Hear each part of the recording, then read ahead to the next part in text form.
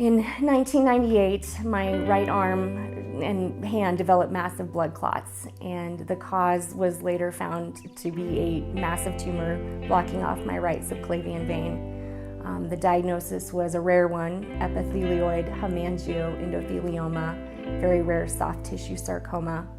Me and Senator Escobar, my brother, our mother had thyroid cancer when I was probably only about 5 years old. When I was 20 years old, I was diagnosed with very early stage cervical cancer, and I was lucky enough to only require surgical removal, but I was at a time in my life that was very unstable, and if it weren't for a state-sponsored healthcare program for women with breast and cervical cancer, I would have never gotten the treatment that I needed. My mom was diagnosed with cervical cancer 14 years ago, and so I've been affected that way and seeing my mom almost lose her life and being a caregiver for her. I found a lump on my left breast. From there I had a mastectomy, and a year and a half later I had full-blown liver cancer. 12 years later, while I was at home, I found a lump in my right breast at the age of 50, and needless to say, another mastectomy, chemotherapy, and now am clear of cancer and in remission for 11 years. Since 1998, after 4 rounds of chemotherapy and a lot of different surgeries, I'm stable. And right now with my cancer, that is the most that you can ask for. As a caregiver, you're always looking for answers and looking for resources. The clinical trial that got Bev through her bone marrow transplant is what led us to eventually our connection with the American Cancer Society and the work that we do today. The American Cancer Society Cancer Action Network, or ACScan, is the advocating piece of ACS. It's the way that survivors, fighters, caregivers, medical professionals get to tell their story, get to advocate, get to lobby for change. The American Cancer Society Cancer Action Network lobbies both in Washington, D.C. and at the state level. ACScan works with the federal government on securing our cancer research dollars. The federal government is the #1 funder of cancer research, and second to that is the American Cancer Society. A critical part of ACScan is that it relies on grassroots movement. It relies on the everyday person to come forward with their story, and that is what legislators listen to. If I'm getting hit up by average citizens and they're telling me to vote a certain way because an issue affects them, then that's gonna stick with me at the end of the day. ACScan was pivotal in passing the Cancer Control Act at the Wyoming legislature.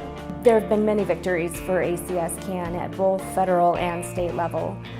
Federal level has seen recently an increase in monies coming back to cancer research, which is critical.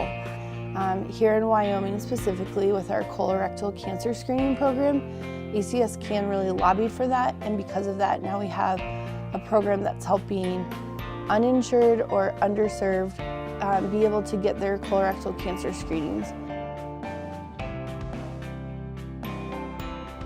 I'm an ACScan member because it's really nice to be a part of something that's bigger than myself and something that I've had a personal experience with. And it gives me great pleasure to know that I am working towards something that will help other people. It gives me the opportunity to go to legislators and talk to them about the issues for cancer patients. Whatever your reason is, whatever your passion is, you all have an opportunity to make a difference in the fight against cancer. It's a war that we've been fighting for years, but the end is in sight, and we can make a difference. I'm an ACScan member because it gives me a voice.